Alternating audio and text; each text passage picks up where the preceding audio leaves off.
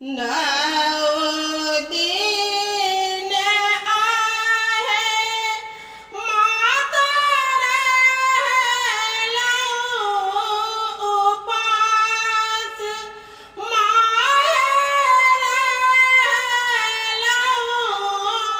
उपास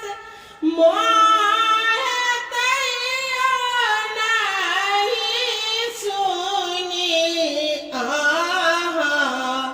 अबला के पुकार माहे तैयो नहीं सुनी अबला के पुकार शंख चक्र गदा ध्वनि दुष्ट के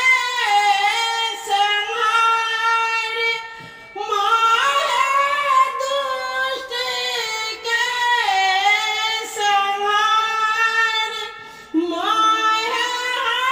हमरो लगबियौ नैया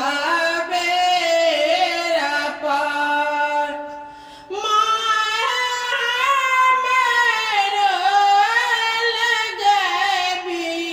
लगबियौ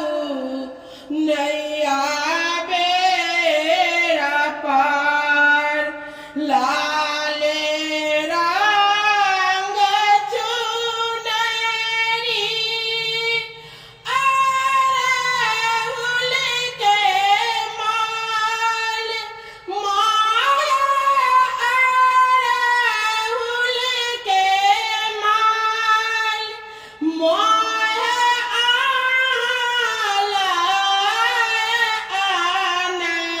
आनलहुँ सोलह सिंगार माहे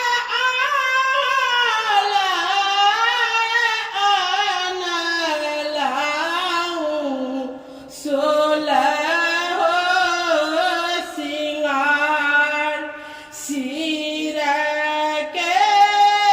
सिंदूरे दियौ गोदी के लाल माहे गोदी के लाल माहे चंद्रकला के